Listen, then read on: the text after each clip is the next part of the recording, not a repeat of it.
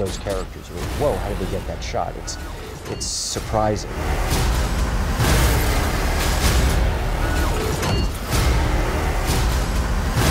Cool at the end of the day because it's not CGI'd, and you can tell it's not CGI'd, and it looks real, and there's a reality to it and a messiness to it.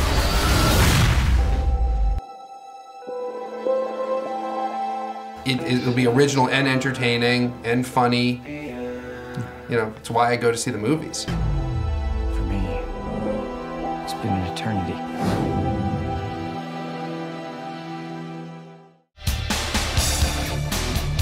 汤姆·克鲁斯新片《明日边缘》定于6月6日在内地公映。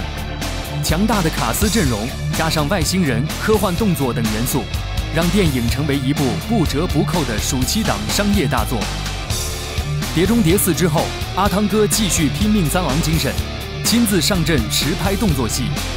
在电影伦敦首映式上，导演道格·里曼、主演汤姆·克鲁斯、艾米丽·布朗特接受了时光网独家专访。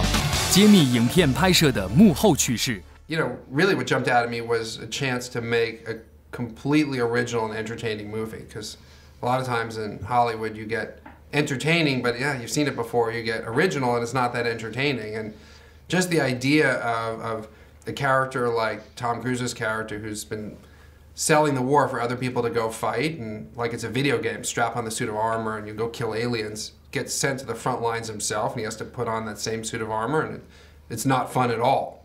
And he, like, you know, accidentally turns the thing into Japanese and can't even control the suit and gets killed 10 minutes into the movie. And I'm like, I'm in. Like, I'm somebody, you know, I have worked really hard to try to make original movies, and I'm like, they just killed the hero 10 minutes in. Like, I'm already into new uncharted territory. So I'm like, if I can make this movie work, it's like. It'll be original and entertaining and funny. You know, it's why I go to see the movies.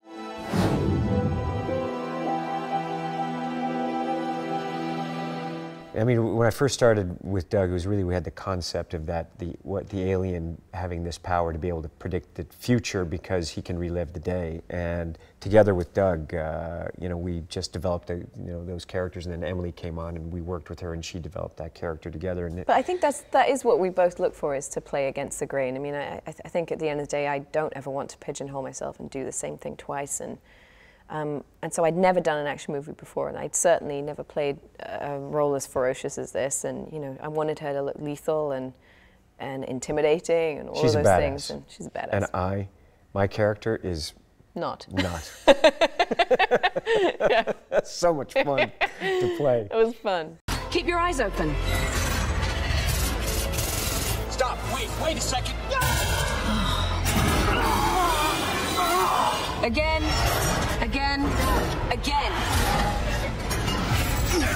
You okay, Kate? I think I broke something. What? My back. The only thing I can feel in my lips. I think we better start over, don't you? What? There are a lot of actresses out there who could do the straight war hero, but there's another side, which is there's a secret that the world doesn't know. The reason she's a war hero is because she used to have the superpower that Tom Cruise now has, and she no longer has it. And so the world's counting on her to deliver a victory she can't deliver. And so I needed somebody who could also play the vulnerability of that. And Emily Blunt, you know, does both of those extraordinarily well. And then humor was obviously something that was important for me in Edge of Tomorrow, and Emily Blunt is a brilliant comedian, so she gave me everything.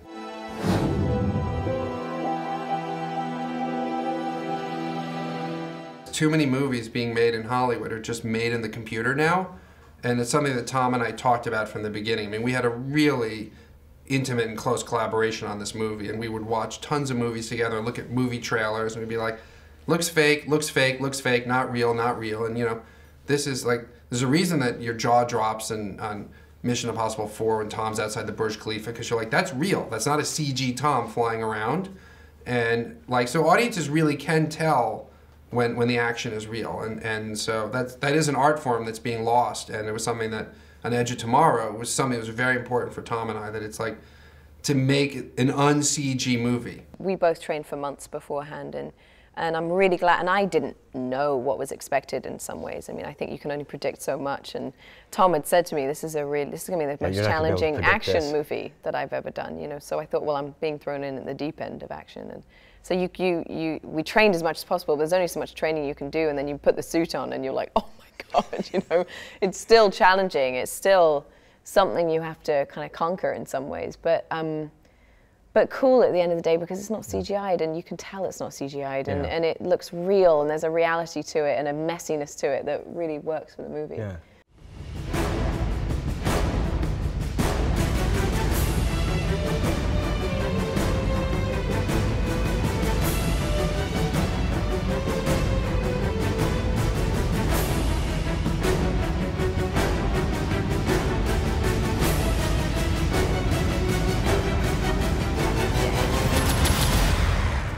You know, I started out, the first film I produced was the very first Mission Impossible. And a lot of that, even when you look back at that time period, the kind of action that I wanted to do and stories that I wanted to work on, they weren't making them. And it was also hard, you know, to get into that process very early on. Even when I did Top Gun, I made it part of my contract that they had to shoot me in the F-14. They had to film me in the F-14.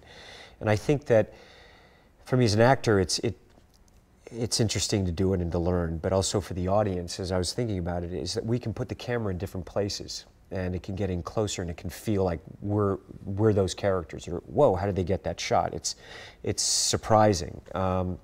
So I've always been working on that, and working with my guys through the years to develop that. So, and even today, when everything is CGI, you know, when I climb the Burj, or, you know, the action that we did here, it allows us to put the audience, look, I want to entertain the audience. I'm very much, I am the audience. You know, I am a film lover who likes going to movies, and I'm thinking I want to deliver that for them every time we go out. And I think that that's what I hope, you know, that they will take from it. I will do everything I can to entertain them.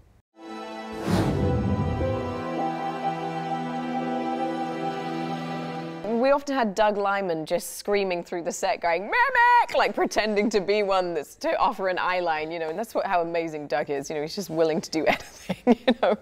But we had green screen stuff, crosses to look at. But it's interesting because they have to have character too. So we were constantly developing those characters as we were shooting and going through with Doug, like not only what it's going to look like, but the behavior and how to kill a mimic and what's important, because that informed the action.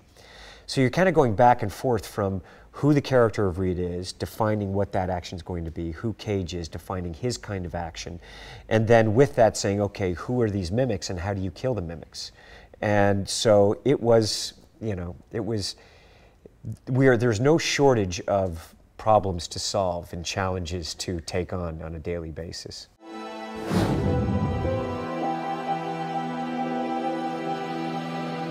In my movies, it always boils down to character, and so because you have somebody who's being sent to the front lines first, who's been selling other people, strap the suit of armor on, your superhero gets stuck wearing the suit of armor himself on the front lines. I wanted to design an alien that would be your worst nightmare if you're suddenly Tom Cruise in that moment wearing this suit, where suddenly the suit of armor feels claustrophobic, so the aliens had to be unbelievably fast, so suddenly the suit felt slow. It felt like all you wanted to do was get out of that suit and just run and hide. And so that's the design of the aliens was entirely designed in terms of what would most antagonize Tom Cruise's character and be scariest for Tom Cruise's character, given this suit of armor. There's a lot of effort, you know, been put into that. I mean, that's what interests me.